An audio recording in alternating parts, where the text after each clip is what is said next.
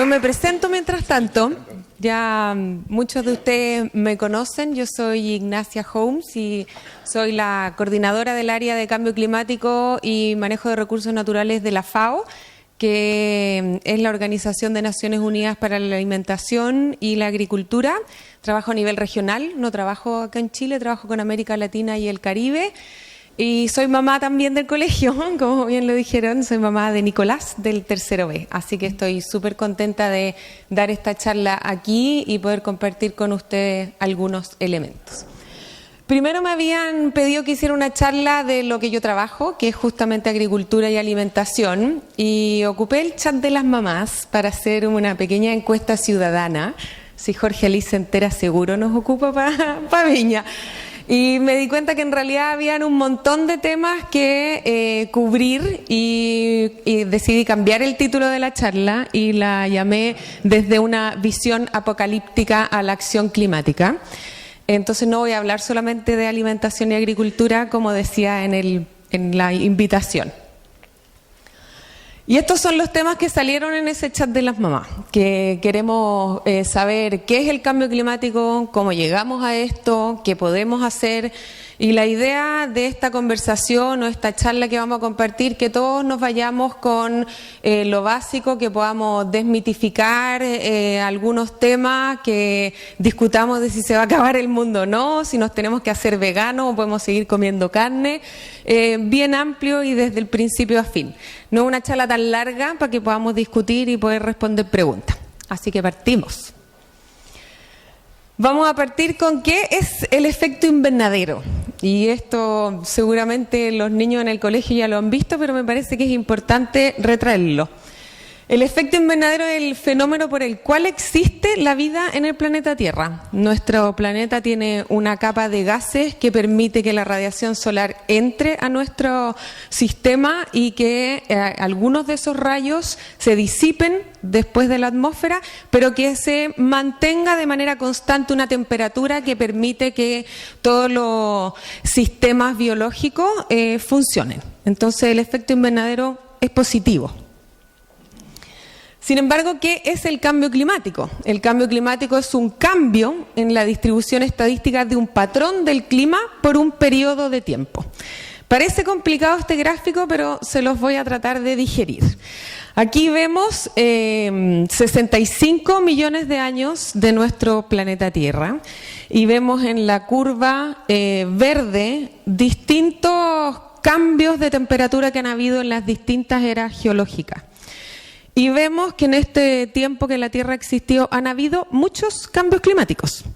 Vemos la glaciación, las desglaciaciones, y la verdad que es un fenómeno que ha ocurrido anteriormente. Entonces, muchos de ustedes y de mucha gente se preocupa porque ahora en realidad nos preocupamos y es esto natural o no es natural. Y aquí volvemos a mostrar el gráfico del efecto invernadero y de la atmósfera. Y desde la llamada revolución industrial, nuestro actuar en el planeta ha inyectado mucho más gases de efecto invernadero a esa atmósfera que veíamos en la primera diapositiva. Y por lo tanto, se ha aumentado el espesor de nuestra atmósfera y aquella radiación que antes entraba y se disipaba, gran parte de ella, o una parte importante de ella, se está quedando al interior de la atmósfera. Y esto está generando cambios en nuestro patrón de temperatura, precipitación y otros. Entonces volvemos a este gráfico en que han habido muchos cambios climáticos, ya lo dijimos. Entonces, ¿por qué nos preocupamos ahora? Quiero que vean esa flecha chiquitita que está ahí, que muestra cuando empezó la revolución industrial. Si vemos, por ejemplo, este cambio climático que es de la glaciación al derretimiento del Ártico, pasaron 10.000 años. Y nosotros llegamos aquí y hemos hecho cambios en nuestra atmósfera que muestra este gráfico que han sido realmente importantes. Vemos un delta de la temperatura en un periodo de tiempo muy corto que nos hace estar aquí conversando de cambio climático. Entonces, el primer mito para los negacionistas es ¿el cambio climático existe o no? Sí, el cambio climático existe. ¿El cambio climático que estamos viviendo ahora es distinto a los anteriores? Sí, es distinto en dos temas principales. El primero es el factor que lo produce, que es el ser humano y su acción en la Tierra, y el segundo es el tiempo en el cual está ocurriendo. Y en eso ya hay un consenso científico importante, hay un panel también que se llama el Panel Intergubernamental de Cambio Climático, que está formado por más de 7.000 científicos de 195 países del mundo, y sacan informes de manera sistemática desde el año 1994. Yo traje aquí el último informe del 2004, y me parece que el mensaje que envía es súper importante compartirlo y que nos dice que la influencia humana en el sistema climático es clara e inequívoca y que las emisiones de gases de efecto invernadero producto de la acción humana son las mayores registradas en la historia. Entonces, para los que vienen aquí tratando de desmitificar si esto es verdad o no, yo creo que es importante llevarse el mensaje de que hay un consenso científico, no solamente de los científicos académicos, pero a nivel global, de que esto sí está ocurriendo. ¿Y cuáles son las actividades humanas que generan estas emisiones? Y este es un gráfico que lo saqué de un informe que se presentó hace 2 semanas de este mismo panel intergubernamental, que nos muestra algo que es bien interesante. Normalmente el cambio climático siempre se vincula con la energía renovable o los combustibles fósiles, el transporte y otros.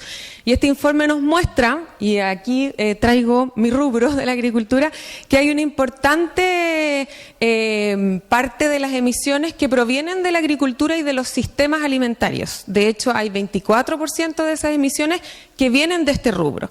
Entonces ya no solamente estamos hablando de temas de solamente el uso de los combustibles fósiles, sino que también estamos hablando de cómo producimos nuestro alimento y de lo que comemos diariamente.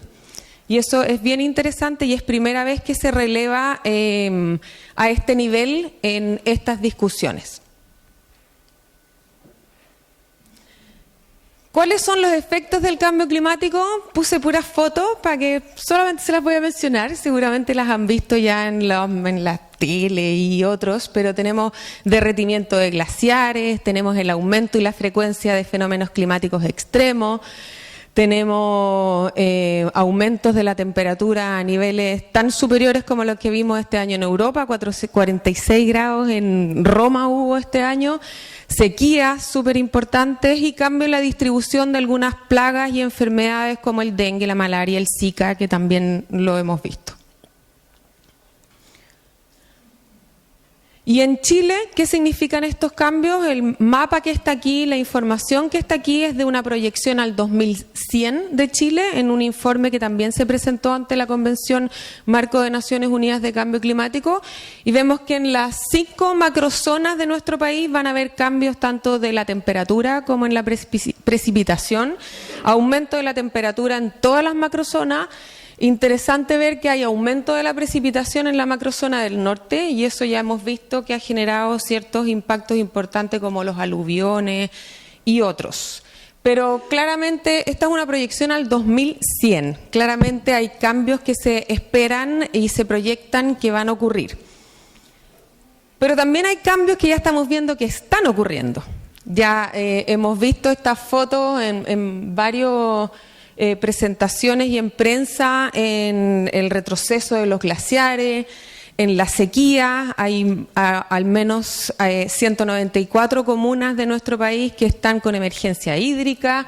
Esa es una foto del aluvión del norte que mencioné antes. Esta es la foto de la inundación que hubo en Puerto Varas, donde realmente llueve, que esto pasó el año pasado. Entonces ya no es una proyección, ya es algo que está ocurriendo hoy. Y hay algunos casos un poco más extremos que son a nivel global. Yo aquí traje el de los pequeños estados insulares, que me parece que es importante relevarlo. Hay muchos estados insulares que su altitud máxima es de 1 metro, entonces algunos ya están viendo la intrusión salina, eso significa que el mar se está comiendo parte de su territorio y ahí ellos hacen un llamado importante a la acción climática para poder hacer estos cambios. Estoy mirando sus caras y los veo igual que la foto que puse al principio de ¡sí, es el fin del mundo! Tranquilos, hasta aquí llega la parte apocalíptica de la charla. Y yo creo que en un par de respiraciones, como para digerir esa información, y ahora lo que yo quiero mostrar es qué es lo que se está haciendo para cambiar esta situación en la cual estamos todos expuestos. Voy a tomarme un traguito de agua.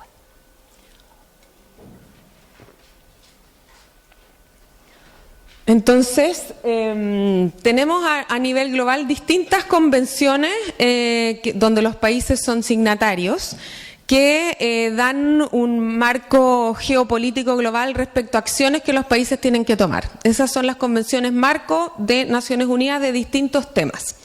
En 1994 se creó la Convención Marco de Naciones Unidas sobre el Cambio Climático, que trabaja de manera sinérgica y complementaria con otras 2 convenciones, la Convención Marco de Naciones Unidas de la Biodiversidad y la Convención Marco de la Lucha contra la Desertificación. ¿Por qué es importante esta Convención Marco? Primero porque es el primer tratado internacional para impedir, y esto dice tal cual, la interferencia peligrosa del ser humano en el sistema climático. Segundo, porque reconoce que el cambio climático existe. Tercero, porque reconoce también que es un problema global y por lo tanto necesitamos una acción global. Hay 194 países que son signatarios de esta convención. Y por último, porque tiene un artículo que es súper importante. A los que son abogados, si quieren leer algo así como leguleyo, tiene un artículo que dice que hay responsabilidades comunes pero diferenciadas. Y eso se hace cargo en que hay países que tienen una responsabilidad histórica mayor que otros. Y eso lo reconoce este tratado, esta convención. ¿Cuáles son los países que son los más grandes emisores a nivel global? Tenemos como puntero China con un 29% de las emisiones. Después lo sigue Estados Unidos con un 16%. El primer país de América Latina que entra en esta torta es Brasil, en el 8º lugar con menos del 5%. ¿Y dónde está Chile? Chile está en el grupo de los grises, que son los otros, que entre todos sumamos el 40%, y Chile tiene el 0,23%, entre el 0,23 y el 0,26% de las emisiones a nivel global. No somos un gran emisor. Ahora quise mostrar esto desde otra perspectiva, que es desde la perspectiva per cápita. Y aquí entra el tema de las responsabilidades comunes pero diferenciadas. Y aquí la torta se ve distinta.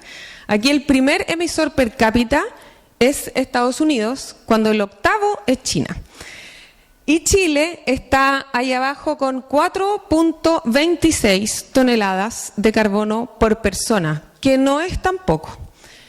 El objetivo, de hecho, para combatir el cambio climático se estima que es 2 toneladas de carbono anual por persona y nosotros tenemos 4.2. Entonces no somos tan poco emisores si lo hacemos per cápita. ¿Y por qué esto es importante? Porque esto es parte de las discusiones que se dan en estas negociaciones internacionales. A mí me ha tocado participar en 2 de estas negociaciones, donde, por ejemplo, me tocó ver una discusión entre India y, no, en ese momento no estaba Estados Unidos, pero algún gran emisor, que no me acuerdo en ese momento quién era, pero la discusión era ¿por qué yo tengo que reducir mis emisiones si tengo un porcentaje importante de mi población que todavía no tiene electricidad? Cuando yo veo que usted tiene el 100% de su población tiene electricidad, ustedes tienen aire acondicionado, tienen calefacción y además andan en un Hammer. Entonces, las responsabilidades comunes y diferenciadas, y verlo así es importante porque hay desigualdades también respecto a las contribuciones y a los de qué manera los países se han desarrollado y cómo se quieren desarrollar.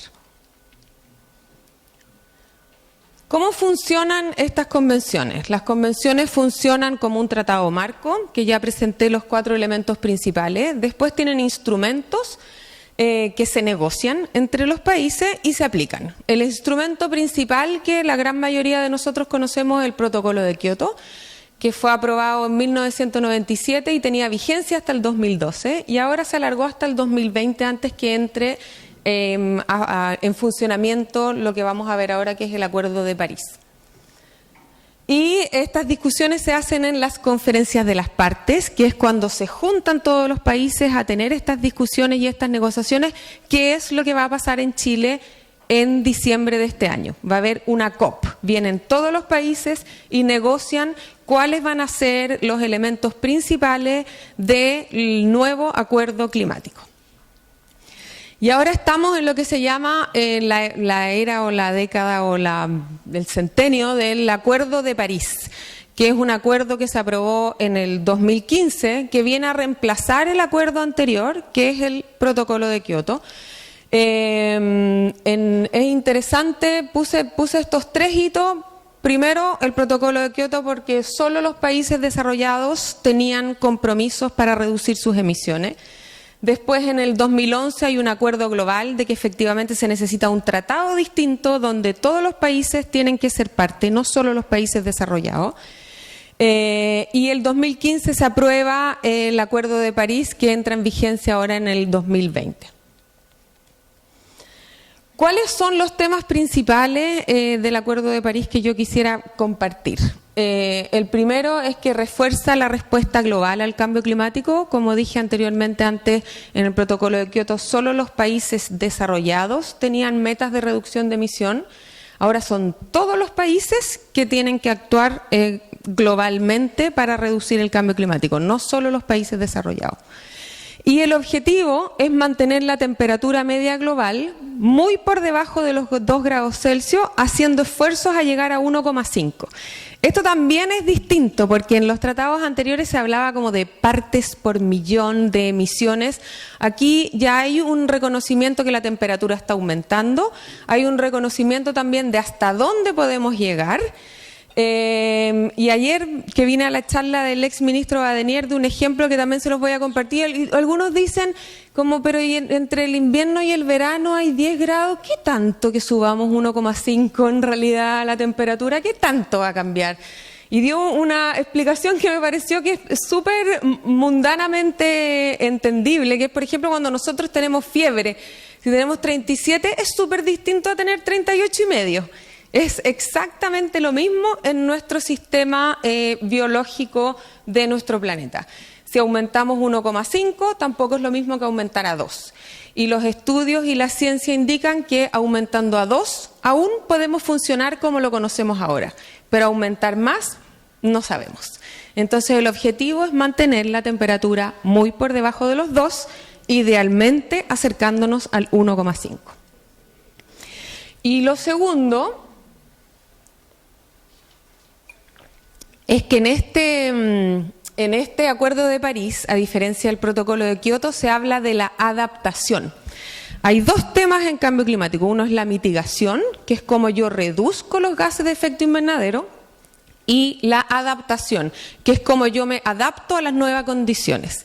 En el Acuerdo de París se reconoce la adaptación como una medida para hacer frente al cambio climático, que eso significa también que reconocemos que tenemos que hacer cosas de manera diferente para adaptarnos a lo que ya sabemos que viene. Otra cosa interesante de este acuerdo es que, como les mencioné, a diferencia del Protocolo de Kioto que conocíamos anteriormente, todos los países tienen que actuar. Y lo hacen a través de algo que se llama las contribuciones nacionalmente determinadas, que es que cada país define cuál va a ser su contribución en mitigación y cuáles van a ser sus acciones en adaptación. En el Protocolo de Kioto venía de arriba hacia abajo. Se le decía a los países desarrollados, usted tiene que reducir sus emisiones en un X% de este año. Entonces es mucho más interesante porque los países primero hacen un análisis respecto a dónde están y qué pueden contribuir, Y me parece que desde la perspectiva ciudadana es bien difícil después que un país que se haya comprometido, que nosotros como ciudadanos no le podamos decir nos comprometimos nosotros, nadie se los dijo y no lo estamos cumpliendo. Y para eso se va a crear, tampoco está todavía funcionando, es un mecanismo de transparencia donde los países van a tener que reportar con metodologías armonizadas, nos vamos a poder comparar con los otros y esa va a ser información pública a todos para que todos podamos seguir cómo va la trayectoria de nuestros países y de los otros respecto a sus compromisos. Lo otro que es interesante, que fue súper inteligentemente pensado este Acuerdo de París, que es... ¡Ay, se me fue la presentación! Que está pensado de manera progresiva. Cada 5 años los países tienen que presentar de nuevo su contribución y tiene que ser más ambiciosa que la que presentaron anteriormente. Y a mí me gusta explicar lo que es como una maratón. Yo cuando decido correr una maratón, la primera vez no voy a correr 42K. Seguramente el primer año voy a correr 5, el segundo año voy a correr 10, después voy a hacer una media maratón y después voy a hacer una maratón. Entonces esa progresividad también permite que hayan ajustes respecto a los cambios en innovación, tecnología, financiamiento, nivel de desarrollo. El tema de innovación a mí me parece que es crucial, está todo tan rápido respecto a cómo nos estamos moviendo con las tecnologías de comunicación, innovaciones en energía y otros, que esa progresividad creo que fue súper interesante en este acuerdo. Yo traje este gráfico para mostrarles cómo vamos. El Acuerdo de París entra en vigencia a partir del 2020, donde los países van a tener que volver a presentar sus contribuciones nacionalmente determinadas y a partir de eso ya está activo. Este es un estudio que hizo el Programa de Naciones Unidas para el Medio Ambiente, donde pone en un gráfico el nivel de referencia en ausencia de políticas de cambio climático. El segundo escenario, que es el azul, es en el escenario con las políticas vigentes y el que sigue es el escenario basado en las contribuciones nacionalmente determinadas que los países presentaron en el 2015. Aquí están los 2 grados y la verdad es que nos falta todavía para llegar a eso. Pero vuelvo a traer esta imagen. Recuerden que 1, esto es progresivo. 2, que los países en el 2020 van a volver a presentar sus contribuciones. Entonces, a pesar de que sabemos que nos faltan, ya se han definido cuáles son esas brechas y hay varios países que están teniendo mucha más ambición de la que presentaron en su primera contribución nacionalmente determinada. Y aquí les voy a mostrar algunas tendencias climáticas a la mayor ambición. Costa Rica, de hecho, fue el primer país este año que se propuso hacer carbono neutral. Y eso ya está firmado, de hecho, por eso que, bueno, Costa Rica es el que hospeda la pre-COP, siempre hay una reunión previa a la COP, va a ser en Costa Rica, y ellos se propusieron ser carbono neutral el 2021. Carbono neutral significa que yo puedo seguir emitiendo, pero mi capacidad de captura de carbono a través de la reforestación, áreas protegidas, mantención de los océanos, que son nuestros grandes contenedores de carbono, se llaman sumideros de carbono, también van a ir aumentando. Entonces, es súper interesante la meta de Costa Rica, el primer país fue aquí en América Latina. Inglaterra, que está todavía en discusión, también tiene propuesto, y esto es algo que propuso Theresa May justo antes de salir, que también tiene propuesto ser carbono neutral a otra fecha, 2050, un poco más allá, pero recordemos que en Inglaterra partió la revolución industrial, entonces también es interesante ver que hay metas ambiciosas a países como Inglaterra. Francia también ya propuso ser carbono neutral al 2050, Alemania a disminuir el 70% de sus emisiones al 2040 y China, puse aquí China porque siempre está el mito de China. China está haciendo muchísimas cosas y la propuesta de China es llegar a un pic de emisiones justamente para poder llegar a un nivel de desarrollo y poder tener un tiempo para hacer ese cambio y reducir sus emisiones entre 60 y 65%, que me parece que también es interesante. Entonces, a pesar de que sabemos que nos falta, vemos que hay países que están tomando este liderazgo de manera importante y finalmente los compromisos se van a ver el 2020, pero este año, en 2 semanas más, se llama la Climate Summit, no sé cómo se traduce Summit. Cumbre, la cumbre del clima que va a ser en Nueva York, después viene la pre-COP en Costa Rica y después viene la COP en Chile, donde los países ya van a estar mostrando más de sus cartas respecto a su ambición. Y otras cosas que están pasando, que a mí me parece que son súper importantes también, es que primero ya mencioné el tema del consenso científico. Es un tema que está siendo relevado por los medios de comunicación. Yo llevo 18 años trabajando en cambio climático y nunca me habían invitado a la tele. Y hace 2 semanas salí en CNN. O sea, realmente esto tiene está relevando de manera distinta. Los medios de comunicación están informando, algunos desinformando, sí es cierto, hay que decirlo, pero al menos está en la palestra y estamos en esta discusión todos conversando respecto al tema. Y otro tema que a mí me parece súper interesante son los movimientos sociales. Yo no sé cuántos han seguido el movimiento de Greta Thunberg, esta sueca de 16 años que partió sola haciendo la huelga los días viernes por el clima y ahora tiene miles de millones de seguidores por todo el mundo, con medios de comunicación. Entonces hay un ambiente distinto, hay un ambiente diferente. Y lo otro que también ya está saliendo también a la palestra, que tiene que ver con nuestro aporte individual. Hasta hace algún tiempo todos esperábamos que todas las soluciones vinieran de la política pública, que sí esperamos que vengan de la política pública, pero eso no significa que nosotros individualmente no podemos actuar y sabemos que ese actuar sí tiene cambios considerables.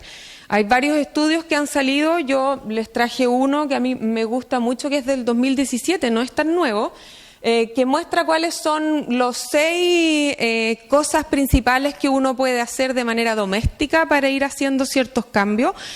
Algunos están vinculados al transporte, vamos a ver algunos ejemplos, otros a la alimentación, energías que sí está más vinculado a política porque hay que realmente tener acceso a ese tipo de energía. Y otros como por ejemplo el tema de decidir si volar o no. Si volar o no y tomar un avión y ir a otro lugar, que me parece que es interesante y vemos que es el tercero más importante después del transporte.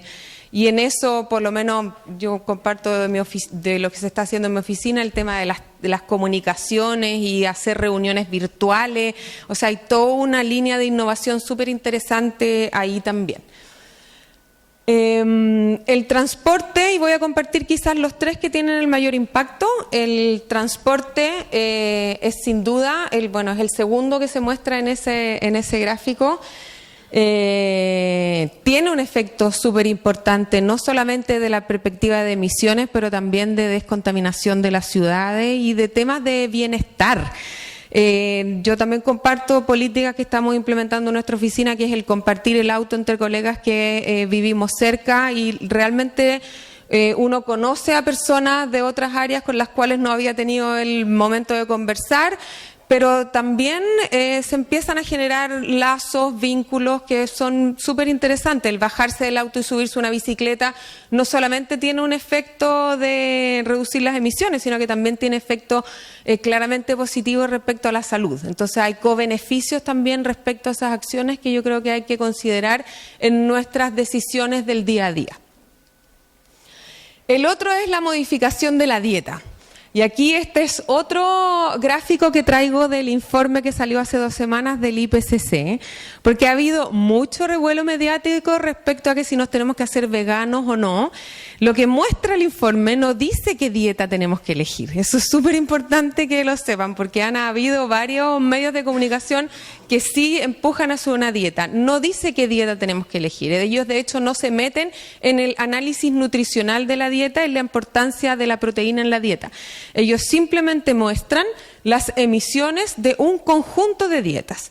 La recomendación es a tener una dieta balanceada, donde la fuente de proteína no necesariamente tiene que ser exclusivamente las carnes rojas, pero son elementos para la toma de decisión. Pero efectivamente hay un cambio respecto a cómo abordamos nuestro sistema alimentario. Otro tema que releva el informe, que no ha sido tan relevado en los medios, es el tema de la pérdida y desperdicio de alimentos. 8% de las emisiones que a nivel global vienen de la pérdida y desperdicio de alimentos. Entonces también no solamente es cómo nos alimentamos, sino que cómo calculamos respecto a lo que vamos a consumir, cómo hay políticas públicas que hacen que los alimentos se conserven a lo largo de la cadena alimenticia, entre otros. También traje esta para desmitificar algunos temas que también ha habido harto revuelo y discusión mediática respecto a la ganadería. Efectivamente, el sector ganadero es un sector emisor y 10% de las emisiones a nivel global vienen de la ganadería. Sin embargo, eso no significa que no existan opciones para reducir las emisiones de ese sector. De hecho, ese informe releva que si se hacen ciertos cambios como aumentar la cobertura boscosa en los campos, eso es plantar árboles y no solamente tener vacas peladas, mejorar la rotación de los pastos, hacer cambios respecto a la alimentación del ganado, se puede reducir hasta un 30% de las emisiones. Entonces, la verdad que hay varias cosas que se tienen que hacer, hay que reconocer cuáles son los rubros que más emiten, pero también hay que reconocer que hay ciertos cambios que se pueden hacer para reducir esas emisiones. Y por último, yo creo que este es uno de los más importantes, que es respecto a cómo nosotros decidimos consumir. Estamos en una era de mercado y sin duda el mercado se rige, entre otras cosas, por la oferta y la demanda. Y en la medida que nosotros como consumidores demandamos un mercado más consciente, esa balanza hacia un mercado más responsable desde la perspectiva de cambio climático claramente se va a mover. Ya hay varios ejemplos de certificaciones que no son muy conocidos. Incluso cuando tomamos la decisión de comprar algo, ¿lo necesito o no lo necesito? ¿Qué hago con la ropa que yo boto? 3% de las emisiones viene solamente del rubro de la producción de la moda. Entonces hay un tema respecto a nuestras decisiones diarias de cómo consumimos, qué hacemos con lo que estamos desechando, que es súper importante traerlo a nuestro chip de las decisiones del día a día.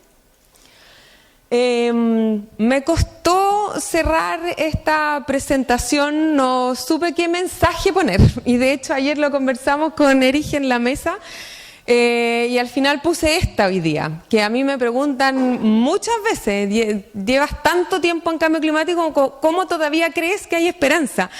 Y mi mensaje es dos cosas. Yo creo que primero ya no tenemos el lujo de la desesperanza. Yo creo que por muchos años ese lujo ya lo ocupamos y el negacionismo lo ocupamos hasta el tope. Yo creo que ya el reconocer que este es un problema y hacernos cargo de él es en lo que estamos. Y lo segundo es traer esos elementos que se están viendo ahora respecto a la mayor ambición, los movimientos sociales, las cosas que nosotros podemos hacer en nuestro día a día, cómo se mueven nuestras políticas públicas, votar, ejercer nuestro derecho democrático de ir a votar. Entonces yo sigo viendo el vaso medio lleno en vez que vacío. Muchas gracias.